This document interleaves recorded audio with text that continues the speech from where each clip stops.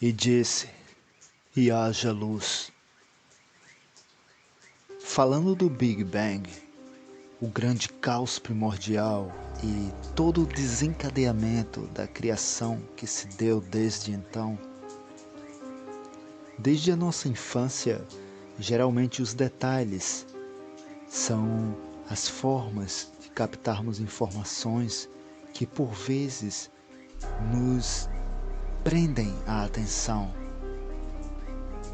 nos enriquecem em conhecimento e as analogias elas nos permitem melhor acesso a compreender uma determinada linha de conhecimento e informações, nos dando perspectivas variadas sobre um mesmo ponto em comum. Nos tempos atuais, a visão mais popular que temos sobre a criação é a que nos foi transmitida através da Gênese bíblica, que deriva da Torá, que deriva das tabuletas e textos sumérios. Embora até há pouco a maioria entre todos nós raramente ouvíamos falar sobre os sumérios. Em todo caso, fomos socialmente condicionados e limitados a observar e crer em uma síntese sobre as nossas origens e o princípio da criação. Essa que nos foi imposta de maneira absolutista em diversos aspectos. Ela é apenas uma das variadas perspectivas, porém, tão importante quanto as demais.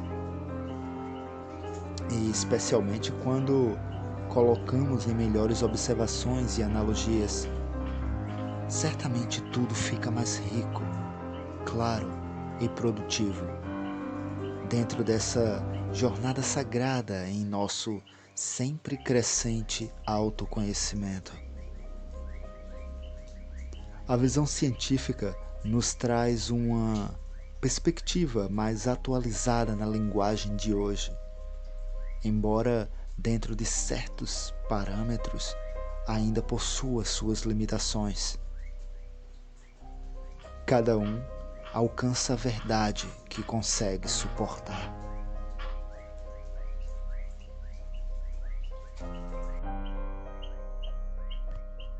E disse, haja luz.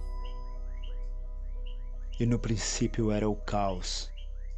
Terceira parte. Há muitos milênios e séculos, através dos séculos, a humanidade vem buscando descobrir os mistérios diversos sobre nossas origens e o cosmos.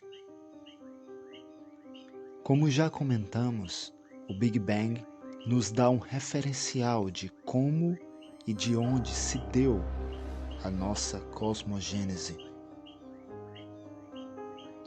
Os estudos e observações astronômicas têm progredido muito na medida do passar do tempo. A física e suas equações nos descrevem de forma coerente e consciente a expansão universal. A teoria do Big Bang nos concede saber como tudo isso se formou com uma linguagem bem atual e acessível, nos dando preciosos detalhes de como era, desde os primeiros instantes. Contudo, uma pergunta ainda nos deixa incógnita em mistério. Em um ambiente dentro do que chamamos de eternidade, totalmente carente de espaço, tempo e matéria, o que deu origem ao Big Bang? Se observarmos o espaço e medirmos a luz que vem das galáxias que vemos ao nosso redor, notaremos que as galáxias estão se afastando entre elas. O próprio espaço, ao que se percebe, está se afastando. A partir das medidas e observações, constata-se que está em processo de expansão. Mas, e se voltarmos as imagens dessa expansão para trás no tempo? Se voltarmos essa fita para trás, todo o universo se reconjunta. Teríamos todo o universo aglutinado em um único ponto, que certo dia deu o famoso Big Bang, que é a nossa referência para com como essa expansão se originou.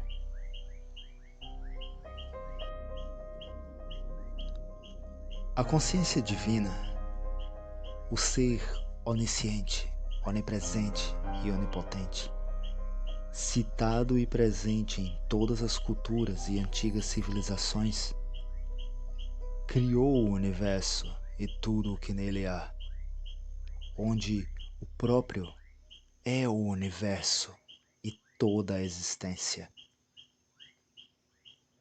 Através da perspectiva judaico-cristã, fomos apresentados a informação sobre essa existência através do nome Deus. A partir do princípio de explosão e expansão daquele ponto, a primeira entidade que surgiu foram as radiações eletromagnéticas. Nós, humanidade, conhecemos ela por luz. E disse, e haja luz, e houve luz. Conforme aquele ponto inicial se expande, a tendência da temperatura dele é ir diminuindo, e a partir daí surgem as primeiras partículas. Na medida que a expansão acontece e o tempo passa, vai esfriando. As partículas começam a se unir, formando os primeiros átomos. O universo é composto por radiações presas, por densos gás de núcleos atômicos e elétrons livres. Explorando um pouco nossa tabela periódica, o primeiro átomo, ao mais simples entre todos, é o hidrogênio. O universo é composto de 75% de hidrogênio, 25% de hélio e uma pequena quantidade de lítio. Uma fabulosa sopa de átomos começa a se interagir a partir daí e surgem as primeiras estrelas. Após a formação dos átomos, o universo resfria e com isso a densidade diminui e com isso os primeiros raios de fótons são liberados, assim emanando os primeiros raios de luz nesse universo escuro e neutro. Chega um ponto na existência das estrelas que, por alguma razão, o combustível primordial deixa de ser sustentável naquele corpo celeste. E esse vai espalhando seus átomos pelo universo. Eventualmente, o quanto mais o universo for expandindo, ele vai esfriando e colabora com a formação de água nos planetas. Essa é uma síntese da perspectiva científica sobre a criação, segundo a teoria do Big Bang, baseada na teoria da relatividade geral. Antes da comunidade científica afirmar que o universo teve um início, eram os religiosos e espiritualistas que faziam tal afirmação. A escuridão cobria o mar, e o Espírito de Deus se movia por cima das águas. E Deus disse que haja luz. E a luz começou a existir. E chamou a luz de dia e as trevas de noite. E disse também: faça-se o firmamento no meio das águas, e separe as águas das outras águas. Fez-se o firmamento e dividiu as águas que estavam por baixo do firmamento das que estavam acima do firmamento. E assim se fez. Disse também Deus: as águas que estão abaixo do céu juntem-se no mesmo lugar, e o elemento árido apareça.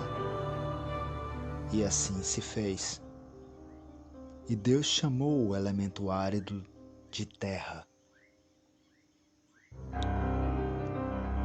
Se observarmos com atenção, percebemos que a sequência narrada pelos textos sagrados sobre os 3 primeiros dias e a teoria do Big Bang, podemos observar que estão a nos trazer a mesma coisa. A teoria que o Big Bang nos traz é a mesma.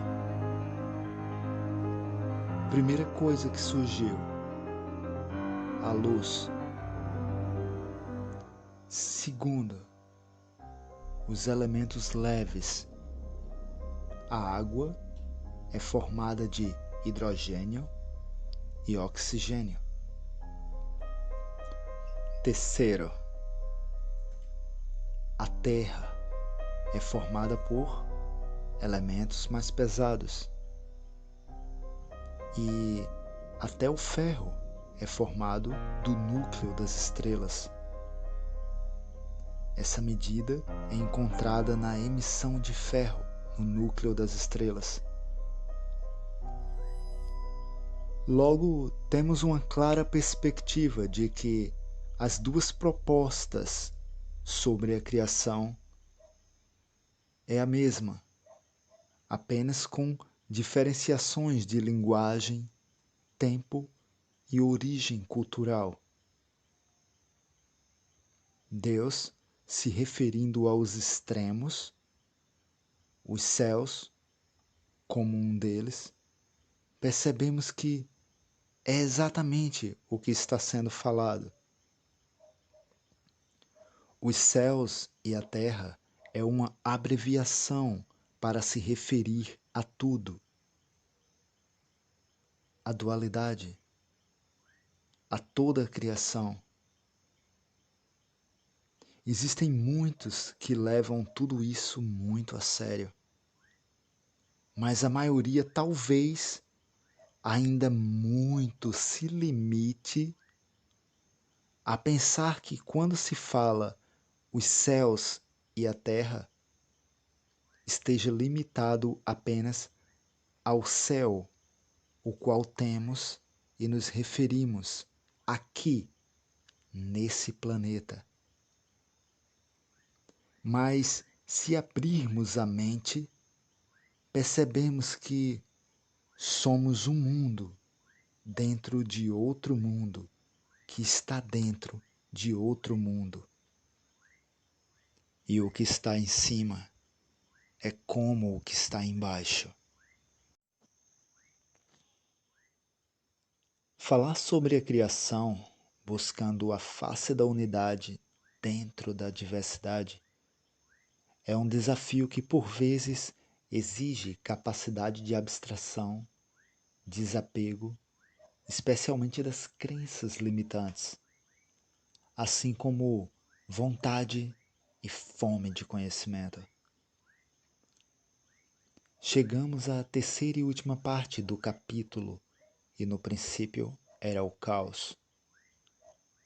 Assim, seguimos nessa série de podcasts sobre a criação, que estamos a compartilhar algumas sínteses de estudos e referências que se correlacionam, tendo essas como origem as mais variadas culturas da antiguidade, assim como o berço de nossa civilização, a Suméria. É certo que o que estamos a compartilhar aqui é quase nada diante da vastidão de conhecimento e informações que temos nesse mundo, seja sobre esse tema e suas ramificadas variações, assim como sobre esses e muito mais, seja ainda em oculto por aqueles que se esforçam a guardar os segredos que por direito são conhecimento que pertencem à humanidade. Também existem aqueles conhecimentos que ainda estão intocados através do tempo. Mas uma coisa é certa, assim como a conexão suméria, a Érica e eu, existem muitos outros pesquisadores, buscadores, caçadores da verdade que está fragmentada e todos nós devemos reunir esses fragmentos para podermos melhor entender a real mensagem que essa união quer nos passar. Qual a face que a reunião dos fragmentos pode nos mostrar? Ou quais faces? Para onde tudo isso pode nos levar? O autoconhecimento é uma verdade libertadora. O quanto nos conhecemos? O quanto você se conhece? O que está em cima é como o que está embaixo.